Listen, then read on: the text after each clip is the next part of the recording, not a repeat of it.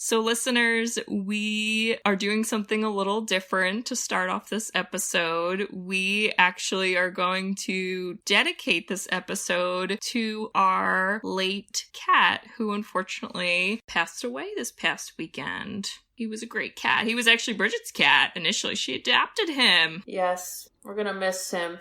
He was all white fur. Yeah. With a black mohawk. And so we called him Mo. And didn't he, slap you? You had your back turned and he, slapped you from behind at the adoption? Yeah. He was in the cage and he was so little. I sent you pictures of how cutesy little he was. He's so little. And he was doing, backflips in the cage. And we're like, well, that one's crazy. And we walked past him and he stuck his little paw out and tapped me on the shoulder.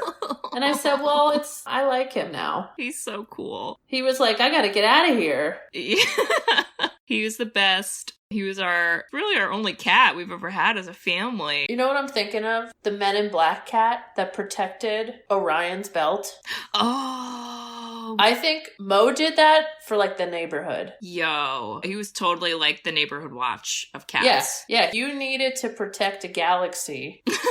Yeah. He could do it. Yeah. It was kind of tough. He was a little aggressive. You didn't want to mess with him. But I think he had good instincts. People that were nice, he was nice to them. Yes. He was so sweet. People that stunk, he could read you and be like, get out of here. And he'll bite you. Yeah, Mo got arrested once because he attacked someone, and then he got arrested by animal control, and I had to identify him in the cage. And he was like, ma'am, is this your cat? And I'm like, that's our cat. And what we know of that person is they deserved it. So yes. Mo, again, restores justice in the neighborhood. Yeah, so he's gonna be missed. It's been a little sad around here. We're all missing Momo, so we would like to just dedicate this episode in his honor. We're sure he's listening from kitty heaven, or he's running around crazy killing chipmunks instead. I don't know, but I'm sure whatever he's doing is fun and exciting for him. So we love you, Mo. We love you, Mo. This one's for you. This one's for you.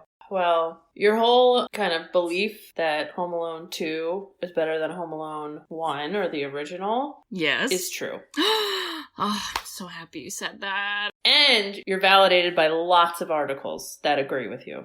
Good. Because I looked on IMDb and Home Alone 1, I think, has a higher rating than Home Alone 2, but that doesn't mean that's just people, random people, you know? Yeah. It is so much better, though. And we're going to talk about it and convince all of you to convert. What are they converting from? What if they agree? Then good job. Then you did it. You don't need converting. Then you need to convert others. Yes. We are the cult. Home Alone 2. Welcome, welcome. Sisters who've seen it. We are the sisters who've seen it. Sisters, shooby-dooby-doo-wop. Sisters, shooby-dooby-doo-wop. Sisters.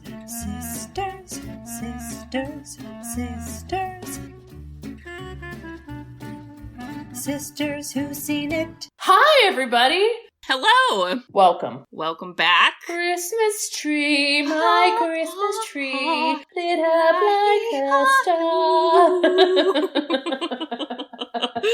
Oh my God. Okay, I'm sorry. I gotta jump right in because the first thing that I thought of during that scene I know. was, I don't think you know because this is a weird brain jump. I thought of that scene in Step Brothers when the mom is describing the talent show, when all the choir was singing a song to make fun of Brennan, who was Will Ferrell, and it was his brother. Do you know Step Brothers?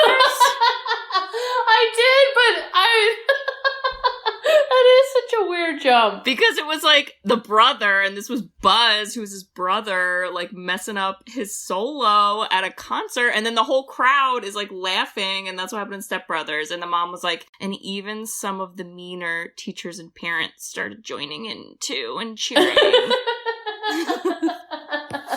It was so awkward. I thought you were going to talk about how at church we used to sing in the choir, and for Christmas, each one of us, like Jimmy started, then I had to do it, then you had to do it, and every sibling that wasn't in the choir because of our age ranges just made fun of you from the pews. And poor Mary, by the time she was up there, and then the song... Do you remember? Of course I remember. Mary had a baby, oh my lord.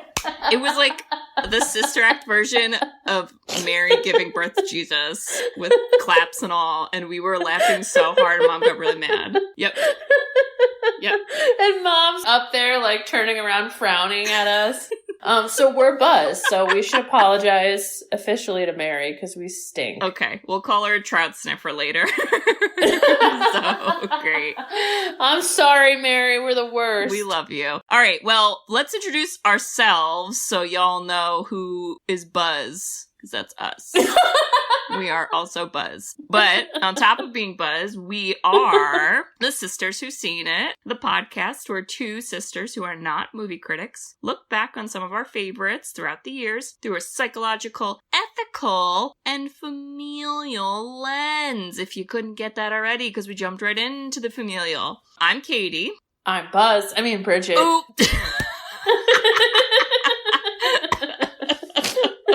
Buzz was like a 25-year-old human. I was like, wait, Buzz, are you sure you're in this school choir? Because I have questions. Kevin's 10 and you're like 18, 19. What is this school? What's happening? I don't know. Oh my gosh. Yeah. And he was even like, the kid next to him looked like he was like 9. Yeah. Awkward. It was weird. So, just so everyone is clear on the references, we are doing the very beloved Home Alone 2. That's right, I said it. Beloved. Watch your mouth if you disagree. You filthy animal. Because we were going to do Home Alone 1, and then we were kind of like, second one's better. So, yeah. It is better. It's so much better. Do you know why it's better? Because of Tim Curry.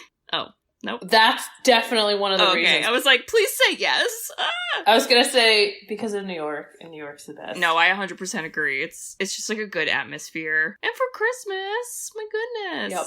Were you having flashbacks? I was like, I miss New York. I want to move back right now. You were like, I know that street, I know that street, I know that subway stop, I know that place. Yeah. Should we do the synopsis? Mm-hmm. All right, Kate, it's your beloved. What do you got? Because this might be tricky. I'm gonna be honest. What I wanted to do was... because I watched this movie like a couple days ago, and then I thought, oh, I should also maybe watch the first one. Not take notes, just like watch it, just to kind of make sure I'm remembering things about it, because I'm probably going to compare contrast, and I just gonna base off of memory. So I didn't get a chance to watch it, but I read the IMDb description of Home Alone 1, and whoever wrote it, they gave detail, but like it wasn't a lot. So I'm not even kidding. It was like almost carbon copy of this movie. Oh. It's just if you don't describe the scenes, like, or the setting. Yeah, pretty much. Yep, very similar. So, that's what we got. I mean, yeah. All right, well, I'll give it a whirl. So, we got Kevin. He is not 8. Kevin is 10 or 11, not 7 or 8. Thank God. And same annoying family. His family sucks. Except for... terrible. I like the mom. And like kind of the dad, but that's it. I have a lot of opinions about them. Continue. Yeah, so same kind of setup as the first one. It's right before Christmas. Everything's very chaotic. They are going on another trip. I don't know why this family doesn't like to like stay at their house. They like to spend moolah at the holidays. And now they're going to Florida. So they're all getting ready to go to Florida. But oh, we got a Christmas pageant. It's important because it's Christmas. Don't worry. And we already kind of referenced it, but Buzz, aka me and Bridget, and our brother Jimmy ruined the pageant for Mary, aka Kevin, Macaulay Culkin. Also, a lady who plays the piano gets like thrown off the stage. Very scary. So it's just not okay. That did not happen at church, by the way. And so then it turns into like Kevin gets in trouble for that, even though like Buzz messed everything up. So, and then again, the family sucks and they like are weird and they're like, oh, Buzz is so great. Let's give him a standing ovation clap for his weird apology. And then Kevin says, I'm not apologizing to Buzz. I'd rather kiss a toilet seat. So he gets in trouble. He gets sent to the attic again. We mess up our electricity, something alarms, something again. And the next day, everybody's late getting to the airport. But Kevin's with them this time because he's now a responsible 10-year-old. I want to point that out because it's very important why this movie is better. He is 10. Okay, good. We're there. We're at the airport. Everybody's stressed. We're all running. Everybody is concerned. We're not going to make it. Kevin gets lost. Kevin gets on the wrong plane. I can't even say that with a straight face because it's so absurd, especially now to think about that.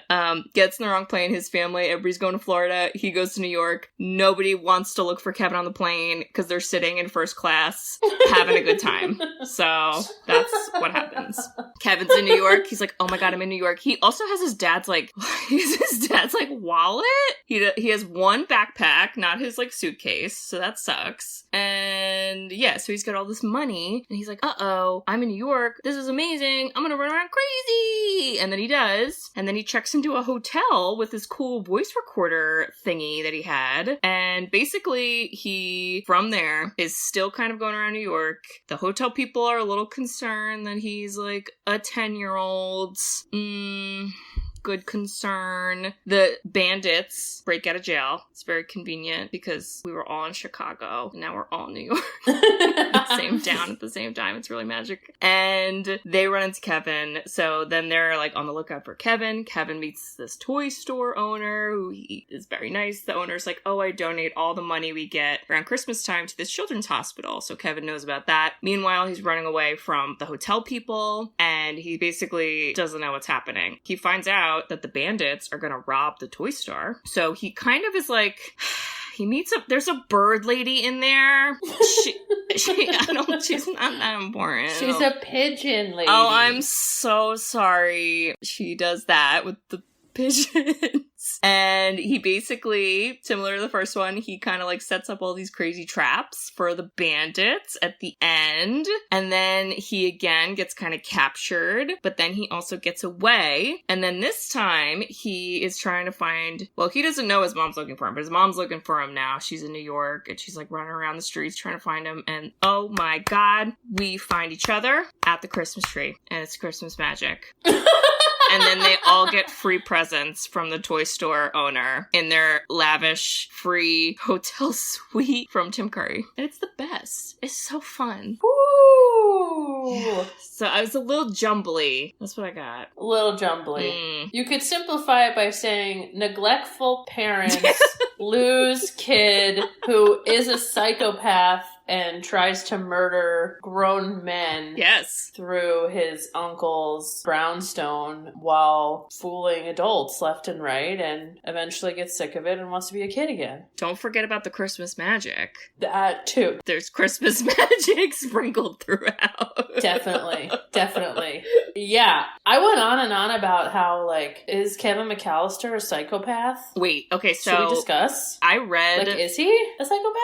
I don't know, because he has some emotion. I just think he's a very flat affect sometimes, which is actually really funny. A lot of his line deliveries are really funny because he just says it in like a very matter-of-fact way. But he shows he cares about people, so I don't know if that fits that necessarily. At some point I'm gonna list out line by line how he tries to murder two men, and you might second guess that. I'm not arguing he doesn't try to murder people, but not all murderers are psychopaths, okay? So we gotta be mindful of the lingo.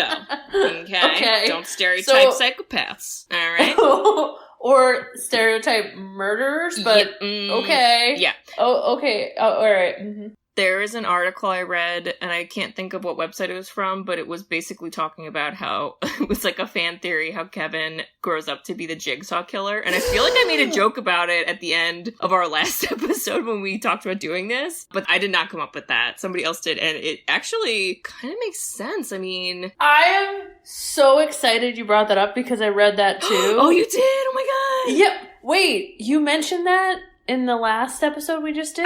I think I made like a joke about it at the end. I didn't talk about it though. We didn't talk about it at all. I just made like a passing. I mean, he could totally be Jigsaw. It's not like his parents care where he is. His family doesn't care. Right. I mean, his moral compass is off. He's got blonde hair. And he's got time to make booby traps. And in the first movie, it's just in his house. He's comfortable. This movie, he goes to an abandoned house. Ugh. And where do all the stupid jigsaw traps happen in Saw? Lee Winnell? Abandoned buildings. It happens in abandoned places. Abandoned. They're abandoned.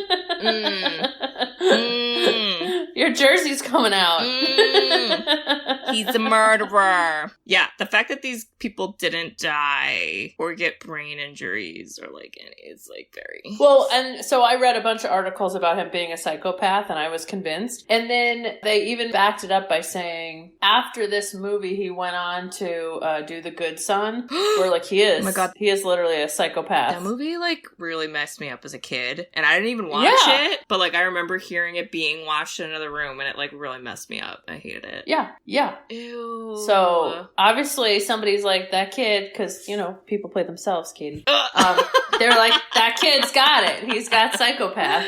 He was also in Saved though. I liked Macaulay in Saved. Oh, that was good. Older Macaulay is great. Yes, yeah. If I ever see any interview with him, I am immediately clicking play. Mm-hmm. I find him fascinating. He's so different. He's such a different person. Yeah. But, okay, can we talk about how... Okay, so I don't know why, but I was really narrowing on how is this believable? So, John Hughes' film, he wrote this. You know, he tends to have that, like, they say this is when he started to, like, shift into mainstream. But he's really good about continuity. I always feel like with his, right? Yeah. And I think about Ferris, right? You were like, how did all those things line up? And he's always thinking about it. So I was so focused on the details. If it was 2020, Home Alone would not happen. No. Not because of the airport, yes, is one thing, but also cell phones. You'd be like, Kevin, we're on the plane. Yeah, like... You're obviously on the wrong plane, Kevin. Get off the plane. And he's 10, so he definitely has a cell phone. Again, 8-year-old Kevin might not, so... Okay, so you talked about in the beginning, I don't know how their clock got messed up. I'll tell you why. He unplugged it. He unplugged it, and that really was a thing. Like, that still exists today, those stupid radios. If you unplug and plug it in... It stops the time? How stupid is that? I'm pretty sure mom and dad have, like, a very old school radio in their room, because remember when dad went through a phase where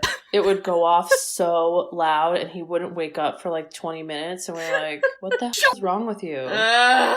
Yes. So, it's that one. And then you're thinking to yourself, okay, fine, they're late, whatever. How the hell are they going to lose each other at the airport? And when he runs into the lady, it was back in the day with all like paper tickets and not cell phones. And then all the tickets go everywhere. And then you're thinking to yourself, okay, I can like kind of believe that in 1992. And then you get on the plane and she's like, okay, where's your dad? And he points to the guy from behind, it looks like his dad. And she goes, okay, take any seat. You should go sit wherever. Oh, I wish. That's what I was like, did that still exist in 1992? Like, just sit wherever? Oh my God. Because I feel like I've flown on some, like, super cheapo airlines. Yeah. Like Ryanair in, like, Europe. I've never heard of that. Oh, yeah. It's, like, $40 and it'll get you from, like, Paris to Spain. Oh. But it's literally, like, find your seat and then everyone, like, runs on the board to, like, get a nice seat. That sounds stressful. But then, like, your point on how do you go into a hotel by yourself? Like, there's no way protocol. No. They would be like, sorry, you have to call your dad and he has to come. It's a lot of irresponsible adults. You're right. Yeah. But it was just like, he thought of everything. Like when I was trying to zero in on, did he miss something into believing this? But he didn't. I don't know. It has that Jigsaw thing where he thinks about everything. Well, he's a good liar too. He's a great liar.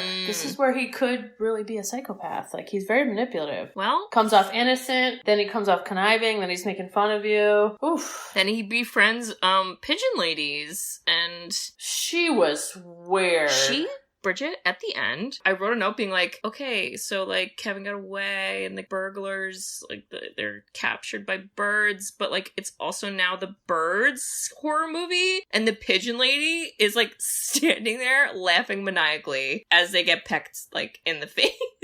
And I was like, this is so scary. When she has her moment with Kevin where she's like, oh, I'll take you somewhere warm. We're gonna go to Carnegie Hall and just hide in this little room with all these old instruments. No one ever knows I live up here. I'm like, why are you outside with pigeons? That's what I said. When you could be chilling in Carnegie Hall. It's cold out. Get those birds inside. So she then sits with him and talks to him, and she's so bizarre. She literally starts treating him like her therapist. She's like, I had a family and the man fell out of love with me and it broke my heart and I never trusted anyone again. And then like literally Kevin was like, I'm $200 an hour. Let me tell you a story. I had rollerblades. Oh my God. I didn't use them. And I was like, wait, Kevin's literally giving her like a metaphor as a therapist, but he's 10. Like she aged weird. She was a really weird character that I'm like, couldn't she just have been a drug addict that didn't have money and then like ended up on the street? Like, why did we have to say a man broke my heart, so I decided to be with pigeons instead? Like, what? Stop. Yeah. Why do all women have the worst roles? I don't know. It's like they couldn't give her any like character flaws except being like poor, but like what? Kevin also goes, after she says that, where she was like, I was in love and now I don't talk to anyone. Kevin goes, no offense, but that seems like a kind of dumb thing to do. I know. Well, then I go back and forth like, Kevin's making a lot of sense around these like dumb adults. Well. So there's the John Hughes effect, right? That's his style. It's like everyone else is dumb. And honestly, the thing that annoyed me the most were really the parents, which I love me some Catherine O'Hara. Oh my God, she is so good. Has she ever won an Oscar? We should look that up right now. Well, I know she won an Emmy for Schitt's Creek, thank God. But I wonder if she's ever won an Oscar, because she's so amazing. She's so good. I don't think so. She should have won an Oscar for literally the scene when they realize they don't have Kevin, and it's the stupid telephone game that wastes like a minute of the movie where they're like, it's Kevin. And I'm like, we get it. I understand. Nobody cares. You only talk to one person next to you. I understand. And then it gets to her and she starts laughing because the dad's like, what? Like, where's Kevin? And she's like, and then she screams at the It was so camera. good. It was so good. And falls over. It was so good. Oh, we're gonna need a pause. I'm so sorry. Okay. Okay. Let's see. I'm so sorry. What were we talking about? I don't even know. Okay. No, you were going on and on about how amazing Catherine O'Hara is, and she did not win an God. Oscar. She's got a lot of other awards, but she's believable. She really is. And she just, the line delivery was very funny, but I also believe that she was like really upset when she found out he was missing. But then you're right, like, why aren't we upset to prevent that from happening? So what's going on? Well, and I read a lot about how she was like, this is like hard to keep believing that this woman keeps losing her son and is not like traumatized by it. And I read that they gave her like extra scenes, like that scene of her running around New York trying to look for him, because she's like, this isn't believable. Like, I just don't care to like find my son. Yeah. So she's amazing for that. The one thing though that made me insane is every other adult the mom and dad spoke to, the police officer, the hotel staff, they're all screaming at them. And I'm like, yo, you guys lost your own son and you're like projecting onto all these other people, like awkward. I would be mad at the hotel people though, because I would be like, what? Is a child's? Hello, Tim Curry, where's your thinking cap? Because you left it somewhere. Do you feel like Tim Curry could be the Grinch? Because I could after this movie. I love him. And first of all, yes. Second of all, he is so amazing. And the day that he passes away, I feel like it's going to hit me the way that like Steve Irwin's death hit me. Like, I'm going to be very upset. I know. I'm sorry. What is his state of health? How is he doing? know. I think he's old, but like, I don't know. I hope he's okay. He just was in so many different movies, but good. Also, he was the voice of Nigel Thornberry from The Wild Thornberry. I don't know if you know that show, The Wild Thornberries. I've heard of it. Kate, did you know in 2012 Tim Curry had a massive stroke? I thought you were going to say he died, and I was going to be so upset with myself for not knowing. But that would be so bad if I was like, Kate, he's dead. No, he is 74. Okay. But he had a stroke like 8 years ago and half of his body was left paralyzed.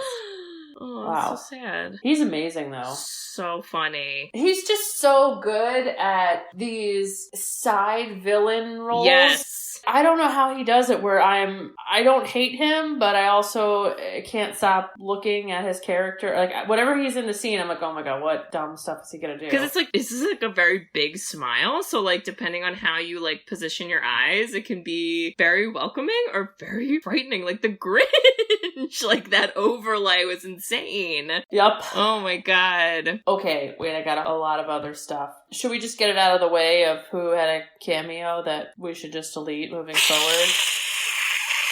Excuse me. So I read that he forced them to put him in the movie because at the time, or he had owned the hotel, maybe it was the same time frame he owned it, and so he like forced them to put him in the movie. Cool. Yeah. Which I was like, you know what's so sad? Is like, if I watched this 5 years ago, I'd be like, oh, that's stupid. Trump's in it. And now I'm like, ew. It is ew. I would be like, Kevin, don't. Kevin, wash your hands. Oh. Yeah, don't listen to him. Gross. Okay, let's see. So there's another fan theory out there on Reddit that the dad secretly hates Kevin and is setting this all up. Well... And Home Alone 1, he's the one that when they have pizza and it spills all over the tickets, he throws out Kevin's ticket. Home Alone 2, Kevin's supposed to be following him and he just picks up speed. And so there's this whole theory that it's actually the dad. And then if you notice, I don't see the dad running around New York trying to find him. Oh, he sure ain't. And he gets mad at him. He's like, you spent my money, Kevin! I mean, it was a lot of money, but like, these people are super affluent. I feel like that wouldn't even be a dent in their budget. Mm-hmm. That's very interesting. I could see that. So that's awkward. He also makes a joke when they get to Florida and they realize like Kevin's not with them. They're talking with the airport security. Oh, yeah. And the dad goes, well, we did lose him another time. Because the guy's like, has this ever happened before? They're like, no. And then he's like, well, actually. And then he goes, funny enough, we never lose our luggage. Yeah. And then they both like laugh and knock on wood. And I wrote a note being like, same, but also like be concerned about your child. I was like, you guys stink. That's awful. Yeah, but he's the one who says it, so... I'm so sorry I keep jumping around, but as I read, things are popping up. Okay, and sorry. The Talk Boy, so that's the thing he was like recording and playing. That was not like a thing. It was more of like a prop. Oh. And the company then, because it got so popular, started making those. Because back in 1992, anything that was for women had to be pink. They had a Talk Girl that was pink. And I remember our neighbors, Lauren and Ashley, had these. Oh my God. I thought it was like the coolest thing ever. And I'm pretty sure Jimmy had a Talk Boy. And it was like blue. The coolest thing ever. Because you could like slow your voice down. You were like, this is so cool. But I just feel like that was so pivotal to all of him getting away with these things that whoever thought of that was so smart. Because it was like the only piece of technology that was needed to make the rest of this work. So you can like fake be his dad. He only used it in the... What? No, hold on. Pause there, little Kev. No need to run through the airport yet. He used it... Well, I must be talking about... Sorry. He used it for that, where he's tricking Tim Curry to think it's like the dad in the shower. And he uses it like a little bit before the family leaves. But I didn't know why he wasn't using it more, because I felt like there were other times later in the movie, like he could have used it. He could have for the traps with the bandits. He could have like recorded his voice, had it playing in like a separate room. They went to go like get him thinking it's him. And then it was like another like surprise trap and he was somewhere else, you know? Like they just felt like there could have been more use of it, but it just seemed seemed like after he did that fake shower scene, you don't see it again. Because you know what he does? He does the movie that he uses to trick the hotel people, which is my God. favorite scene ever. It is so funny. I don't want to hear it. It's so funny. It also is like, think about how crazy that is too. I'm like, this is too real. They're like, we have a shooter! And I'm like, oh, this is like way too real. Oh yeah, well that I don't like. But I like when we mention, you've been smooching with everybody. Boney Bob? Cliff? And then it turns to the old guy, Cliff, and he goes, it's a lie. It's so good. I wish I had a friend in real life named Cliff, so I could just keep making that reference to him over and over. Just call someone in the house Cliff. Just start calling Mom Cliff. If we have any listeners named Cliff, open invitation to be friends, but the stipulation is you have to let me quote that to you all the time. So think about it. Let me know. Yeah, I don't know if that's a good deal for them, but maybe. Maybe. Maybe. Yes. Tim Curry is also so weird that he like just walked into the hotel room. I know. I did not like that. That's what I mean. It was almost like, I was like, I understand you want to be skeptical, but like don't also break the law and like be weird about it. So yeah. Fruit stripe gum, tipping the bellhop, which by the way, that was huge. Fruit stripe gum. Yeah. If you were on the bus and someone whipped out some fruit stripe gum, you're like, how cool is that kid? I wish I had that. And then you're like, have any pieces left? And then you didn't want to tell anyone because then it was like 3 pieces and they were all like hard as a rock. They'd break your teeth, but it was cool. Wow. Well, Rob Schneider, he did not appreciate that tip, by the way. No, he did not. So No, he must did not have ridden the bus when he was younger. No, he did not. Okay. I do think Joe Pesci and Daniel Stern, they're fantastic. So good. And they add much needed action to this movie. But we have to talk about how they probably would be actually dead if any of these things happened to them. I feel like Marv would have also been dead at the ice skating rink because he fell like multiple times and I'm like, y'all ain't wearing a helmet. Like, it's not okay. It's not good. No. So I said this to Mose. I was like, yo, it's kind of like pretty violent. And he was like, what? I don't remember that. And then I started to list out all the things that happened. And Katie, I'm going to do that for you right now. I'm ready. Are you ready? Yep. So Kevin lures them into his uncle's abandoned house with his whole plan that he sees them stealing, takes a picture, throws the brick. Then they have to flee, but he's got the picture, so they need it. And Joe Pesci gets thrown onto a car. Yep. Step 1 is he jumps out of the window and Joe Pesci gets flown off the seesaw into a car. So you're like, how are you still alive? Yeah, like, happy holidays to that car owner, everyone, because y'all gotta pay money from your insurance. So have a good time. 'Tis the season. And then they get to that place and I think there's about 4 bricks that Marv takes to, or Harry takes to the face. And he should be dead. Harry is Joe Pesci. Oh, wait, Marv. Yeah, I think it was Marv. Did Joe Pesci even get hit with the brick? I don't remember. No, he didn't. Okay, wow. So 4 bricks to the face. Yeah, dead. And then, okay, I don't know the order, but I'll list it off. Okay. Tools fall on Joe Pesci's head. A bag of tools, Ow. which, by the way, like, 1 wrench could be like 5 pounds, so multiply that. No. Okay, I'm screwing them up now. Harry's Daniel Stern. No, Marv is Daniel Stern. Okay, sorry. Marv. I'll only talk about Marv. Okay. Marv falls through the first floor into the second floor basement on his face. Wait, but then do you know what his line is when he gets up? No. He stands up after he like cracks like all over. He stands up, he looks up and he goes, wow, what a hole. He's really, really good. Like the physical comedy, I was like, he is so funny. So good. He gets a nail gun to his crotch and his face. He gets a paint shelf and paint like basically toppling over him. Yeah. And he gets electrocuted. That was scary. Yep. And he like turns into a skeleton, which I was like, okay, this is like kind of cheesy. Then that was scary. I'll go to Joe Pesci. Then Joe Pesci gets Harry gets, his head gets lit on fire, and when he goes to put it out, it's not water, but it's like gasoline, and blows up his head, but he somehow survives. Also, he did a headstand. Yeah, which was it was very like yoga move. Like that's what I said. Impressive. I was like, dang, gotta work on that. Then they get like a big giant lead pipe to the face, and then they fall through one of the floors to the bottom floor, and then the lead pipe is cut and fell on top of them.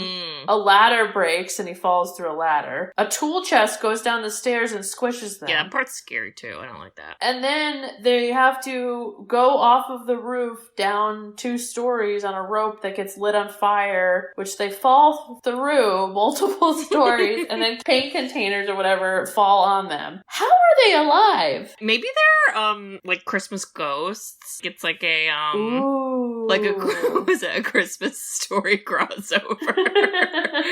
And they're like, we have unfinished business. We gonna get ya. And Kevin is Ebenezer Scrooge because he's affluent white boy. So there you go. And he's a psychopath because like literally each time that they pretty much get murdered, he goes, yes!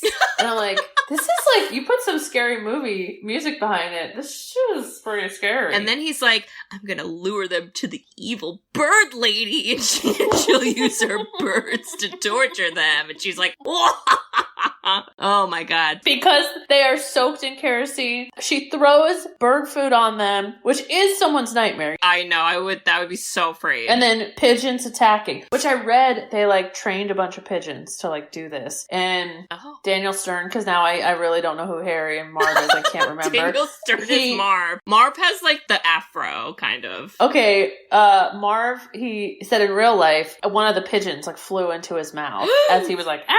Because remember how he was screaming? Yes. Remember his like high-pitched like scream? He had a good scream. Oh my god. I feel like Joe Pesci, I can't believe he like got to do this movie because this is so not a Joe Pesci movie, but he was great in it too. Bridge, were you like, Joe Pesci, my former boss? Do you need a glass of alcohol? Because I was your bartender and I'm ready. And he's no affiliation. Oh my god. He, I think I mentioned this too last time. So that show on Netflix, The Movies That Made Us, they had an episode on Home Alone 1. Oh, but you did. I didn't watch it. You should. It's good. I mean, they just talk about like how it got made, and it was interesting. It has an interesting backstory, but they talk about with Joe Pesci that he kept like wanting to curse because he's so used to cursing in his movies, and they're like, no, it's family friendly. So instead, he reverted to like doing gibberish. So that's why like when he's like angry, he's like. He's just like doing gibberish noises because he's like, I can't curse, so like that's what I'm gonna have to do instead. Oh my god, I feel his pain. That's what I should do on this podcast. Yeah, we should get in the habit of that. It's true. I love it. You won't have to bleep out anybody.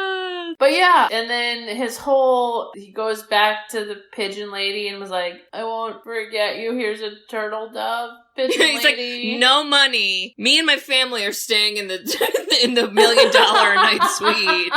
So I thought I'd give you this little ornament for that tree that you don't own because you don't live in a house. Here you go. Bye. Like him giving the fruit stripe gum as the tip. He's like, this is where he's a psychopath. Like, who does that to a homeless lady? You know what? It's so true, though, that point about the gum, because then, like, the second time where he's like, you want a tip? And Rob Schneider's like, no, I already got some gum. And then Kevin whips out, like, a wad of cash, like an hole. Like, he is a psychopath. Rude. He's a psychopath. My Super God. rude. I mean, and then he also was watching, again, the very funny, but very scary mob movie that I know it's not real, but like, I'm afraid. Goodness. It might be real. Is it not real? I don't know, actually. If I were to guess, I would just guess it's made up. Okay. But that scene also so not the scene where the hotel staff is in the room with him and they think they're hearing the dad. It's the scene where he's actually first watching the movie. It goes on for like a solid 3 minutes of like just showing the movie that he's watching. And I was like, wait, guys. A long scene. That was my Bob scene. I was like, oh, you're like, I keep checking my watch, okay. Because then the whole thing gets repeated later on anyway. So what? I don't know why it didn't bother me as much. I think what bothered me is when he was running away after basically like knocking the two of them unconscious. He then throws a rope and has to climb down 2 stories down this rope. I'm like, Kevin, you got yourself up there. Get yourself down. They're in the basement with a lead pipe on them. Yeah. I thought that was weird. I don't know he even got up there? That's a good point. Was there a ladder? Who knows? We don't know. It's fine, man. I don't know. He had to do the rope so he could light it on fire. He needed to revel in their pain. So he's Jigsaw. He's so Jigsaw. But don't forget, with Christmas magic. Say it with me, everyone. Christmas magic. Okay, good. The one, it's not a Bob scene, but I thought it was actually really, really funny, is Buzz at the end when they get all the presents, and he was like, hey guys, and he goes to whistle, and he can't whistle, and he's like, because again, he's like a 25-year-old who has no skills and he still goes to public school. I don't know what's going on. I'm not sure what's happening. Buzz is going to be the Uncle Frank. Oh, he's going to grow up and be the Uncle Frank. Ew, and Uncle Frank was like... Oh, he's bad. He says something... Oh, we didn't hear him say it, but Kevin makes a comment. He goes, Uncle Frank told me that I can't go in there to get my tie when he's showering because then I won't be like a real man or something. And then the parents stare at Kevin, and then Kevin goes, whatever that means.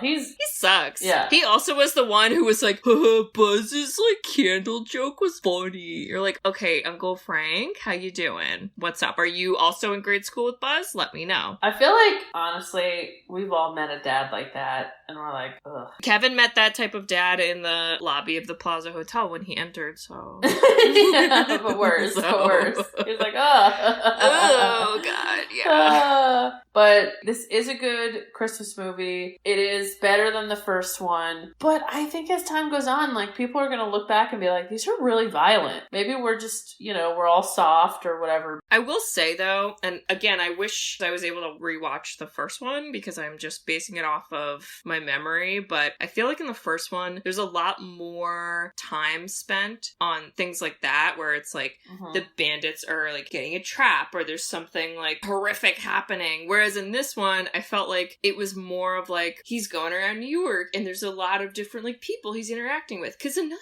thing that I think is good about the movie that adds to the Christmassy is you get different settings. So not only am I in New York, I'm going to a Christmas pageant, I'm going to a toy store, I'm going to a nice decorated hotel, I'm seeing snow and things like that. Whereas in the first one, it was he's in his house, he's outside, I think he went to Rite Aid. Yeah, he bought a toothbrush. And that's it. Yeah.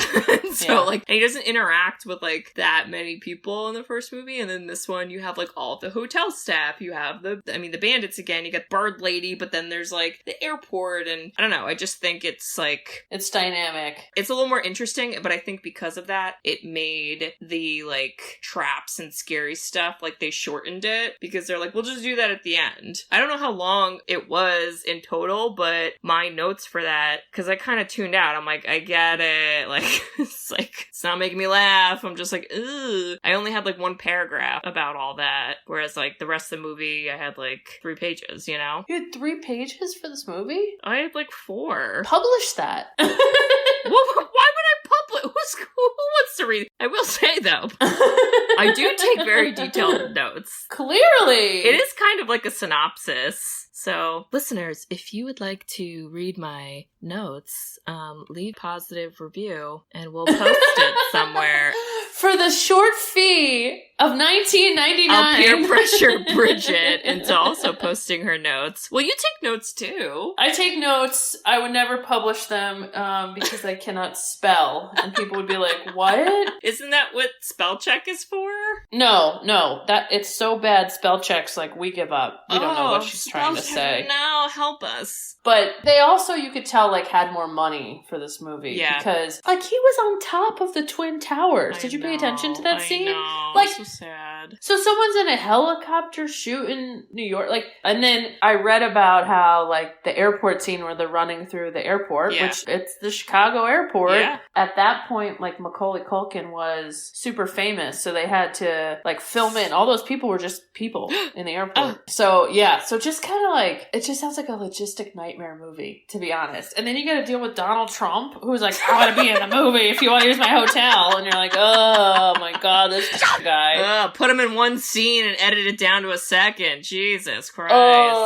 You're so right, though, because they did have a lot of, like, the toy store was, I thought that was so fun, because it was like reminded me of, like, FAO Schwartz. You remember that place? So I actually think that's where it was shot. Oh, really? I think it was FAO Schwartz. Yeah, but like 1992 version of it, right? Like, that was an amazing store. I really feel like they need to bring something like that back, because now it's like a candy store in Times Square. Well, I think they still have, like, a Toys R Us somewhere, but I don't know. Okay. It probably doesn't look like that because it's not, like, toys like that. It's like, here's an iPad. Yeah, it's just not the same. Yeah. It's just not the same experience. But that was really cool, I feel like, growing up. Yeah. It's a fun movie. It's a fun movie. It's got the Christmas spirit, and I think Tim Curry's great, so. Okay, let me ask you a real honest question, though. Without doing a podcast, would you watch it? Yes. I don't know if I would. Really? I watch it every year around Christmas. It could be a background movie. Well, but I wouldn't choose to watch this. Most Christmas movies are background movies for me, to be honest, but okay, that could just be me. It's not a reflection of the movie necessarily. Yeah, I feel like background movie, great. But like for me to sit down and be like, I really want to watch Home Alone 2, that's going to be a no. I don't think you have to pay too much attention because, again, if you kind of know the plot, kid gets lost, there's some bandits, kooky stuff happens. You get a New York accent as the movie goes on. Saw traps, and then the mom is there at the end. So as long as you know that. Because of Christmas magic. Very good. Very good Christmas magic. Yeah. That's all you need. It's little sprinkles. And credit card fraud to be able to find him in New York. And credit card fraud. Also, Kevin goes, after they, like, chase him and he gets away in the elevator, the first thing he says is he goes, I've committed credit card fraud. Kevin! You also, like, illegally flew in a plane. You tried to murder 2 men. Like, there's a lot more felonies that have gone down. But, like, sure. His new best friend is a pigeon lady. His only friend, really. You're exploiting the pigeon lady. It's a mess. It's a mess. Also, he bought fireworks. Did you see that? That was the first purchase he made in New York. He's a psychopath. Somebody sold a 10-year-old boy fireworks. Ugh. I think that's still illegal, but who knows? Probably. Christmas magic. I don't know what else. What, did we miss anything? Tim Curry's the best. Catherine O'Hara's the best. Well, and Rob Schneider's in this, who's pretty funny. Yeah, he's pretty good. Yeah, he is. And yeah, we love Joe Pesci and Daniel Stern. To be honest, he's like the Aunt Beulah of this movie for me. He was really good for me. Yes. Yes. Okay. Yes. He also, I think they talk about, he wasn't supposed to be that character in the first movie. I feel like it was supposed to be like a couple other people before him, and then he just kind of happened upon the role and was very excited about it, and he did great, so. Oh my god. Yeah, it's interesting. I hope it's still on Netflix. That was like a year ago, so it probably is. You should try to watch it. It was good. What is it called? So it's like a series on Netflix called The Movies That Made Us, and then each episode they talk about a different, like, really famous movie, and they just talk about like the history and how it was made and all that stuff. But it's not Home Alone 2, it's Home Alone 1, so. Same stuff. Yeah. And then, how about Kieran Culkin, who, was Fuller, wet in his pants, is now kicking butt and taking names in Succession. Do you watch Succession? Where was he wetting his pants? What? Nobody wants to sleep with Fuller on the 3rd floor as he chugs soda cans. Because he's a bedwetter. Hold up. You're telling me that was Macaulay Culkin's brother? Yeah. That little kid was Rory McCulkin. No, it was Kieran. There's a lot of them. Wait. Oh, Jesus Christ. Wait, who's in Succession? Oh, Jesus Christ. Kieran McCulkin. There's a Rory, though. Who's that? I keep saying Mick. It's Kieran Culkin. I keep saying Mick. Oh, it's not McCulkin? No, it's just Culkin. Because I keep thinking of Macaulay. Mick Culkin. It's Culkin. Got it. Oh, Jesus Christ. Kieran is in Succession. Rory Culkin is in a lot of other movies. Who was in Signs? Who was that kid? I think, Rory. Okay, that's who I was associating. I was like, they do not look alike. Whoa, that's insane. Yeah. But he's got these big glasses, so you couldn't really, like, see him. Yeah, it's true. I mean, he doesn't, like, talk much, but he was there, wet in the bed, I suppose. So, yeah. Wow. Crazy. Well, did you get a dad quote? I was gonna do a live one. Let's do it. So we're gonna go get them. Please play the... You gotta play the music. I'll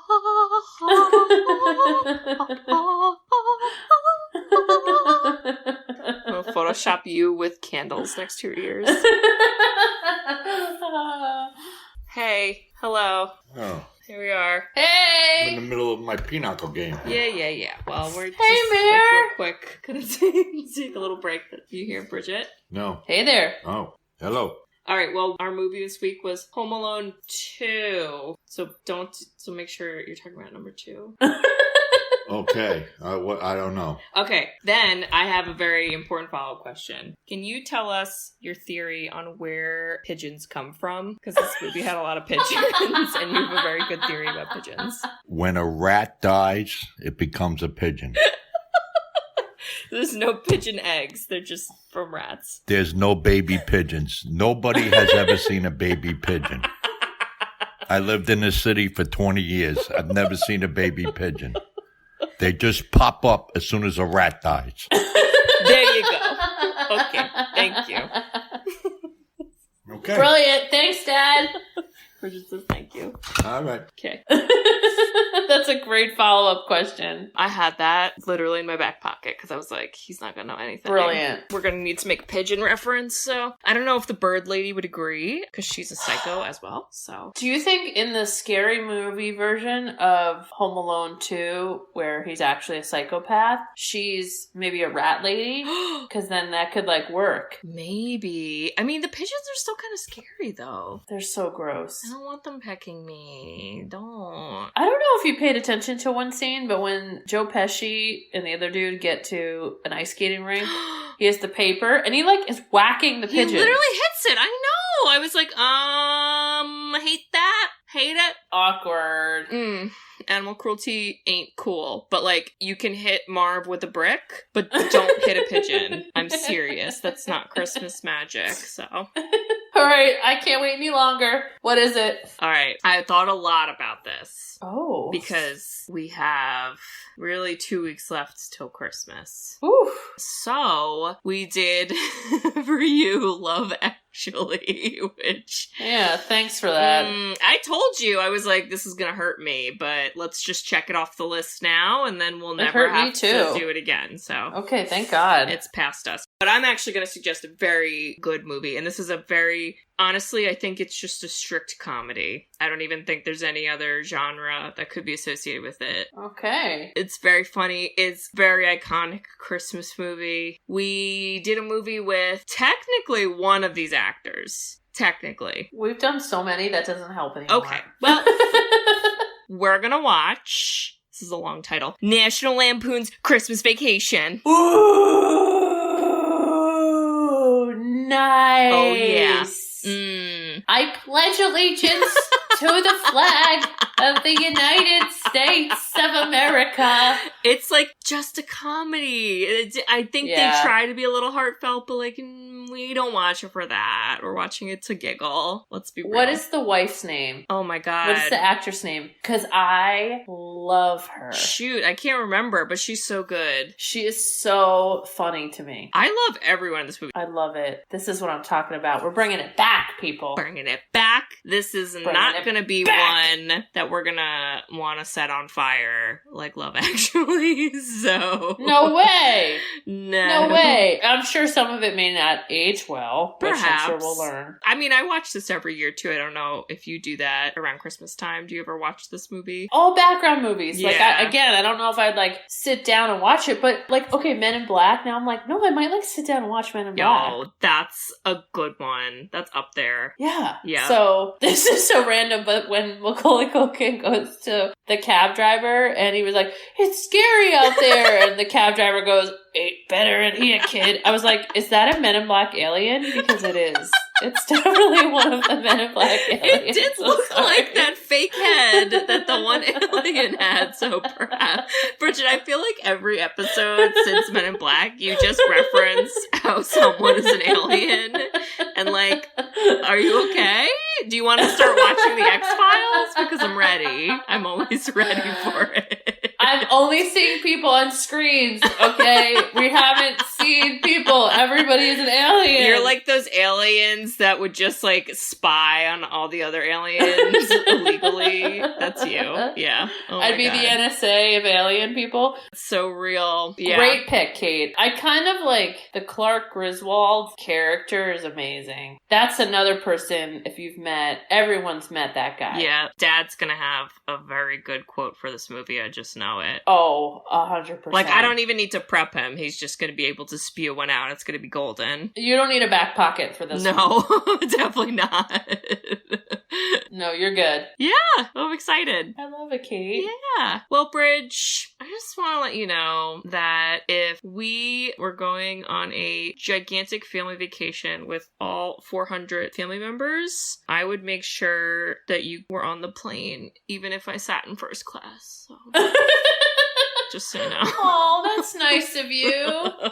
I'd make sure to set 2 alarms so we didn't have to rush. Oh, That's how much I love you. that's even better. I like that one better. Oh my gosh. That scene when they're running through the airport, like, is stressful and, like, makes me stressed. And I've never had to run through the airport, but, like, if I ever did, I think my brain would, like, think of that scene. I definitely did that with Abby, and we definitely missed a plane. No! Oh my god! But she's the boss, and I looked at her and said, are we in trouble? You're the boss. And she was like, we're not. I was like, okay. And you're like, thanks for not abandoning me in the airport. And listeners, if you like to Oh, Lord. catch planes and not be abandoned by your loving family, leave us a review. Not sure how that relates, but that's what my brain came up with.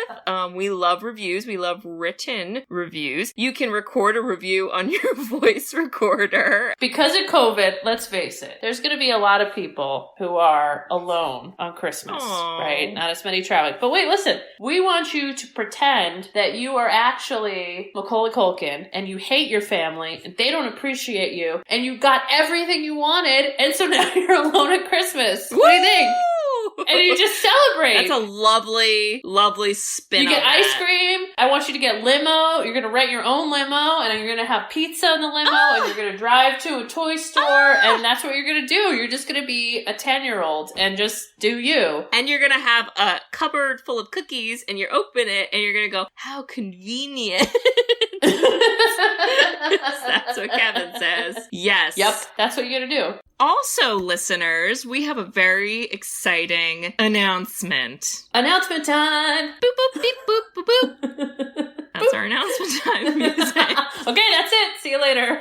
That's all. Goodbye. Just kidding, just kidding. So we have a brand spanking new website you can visit. What? Do you want to tell them the website link, Bridge? Yeah. It is www.sisterswho'seenit.com. Yeah, it's very easy to remember. It's very easy to find us now. Our name.com. And we've got a lot of cool things on this website. It gives you guys a chance to reach out to us a little easier. You can email us. You can request a movie to be done. No way. I think Bridget would appreciate that because you are always... Guys, please request movies for Katie so that I can, and then make sure when you say Katie don't read, and then Yeah. I'll still surprise her. Think that would be great. Make sure you do specify, would you like this movie intended for Bridget? You think she would like it or you think I would like it? So make sure you specify. But yeah, you can keep up to date with everything we're doing on there. You can listen to our podcast on there. We've got some fun little YouTube videos on there. Whoa! so crazy. Pretty crazy. And hopefully we'll have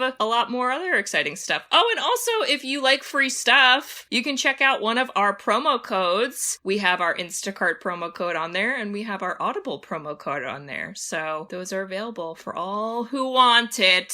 And if you've heard us talk about our dogs. Oh, yeah. There's a cutesy picture on the God. side of our dogs. So check that out. They're little cousin friends. They're cousin puppy friends. So Yeah. So just like us learning to podcast, we're learning to make a website. And I don't know, any and all recommendations. What do you want to see on it? Let us know. We need to know from you. we would love to hear from you guys. Hopefully having this website will make it easier for us to all connect. So check us out, www.sisterswhoseenit.com. See you then. See you then. All right, well, get ready. We're gonna line the house with Clark Griswold lights and put a squirrel in a tree and invite over your senile mother, and she'll make a toast. So let's do it. Am I right? I can't wait. I can't wait to belly laugh watching it. It's so good. Oh my gosh. Yep. All right, listeners, we will see y'all next week. Get on the right plane. Don't lose your ticket or get hit with a brick. Bye. Bye. Love you. Love you. Thanks for tuning in to Sisters Who Seen It. You can listen to us on Spotify, Apple Podcasts, or wherever you listen to podcasts. Check out our website at sisterswhoseenit.com, where you can email us, request movies to be reviewed, and keep up to date with all things sisters. Also, make sure to follow us on Facebook, Twitter, and Instagram. See you next week.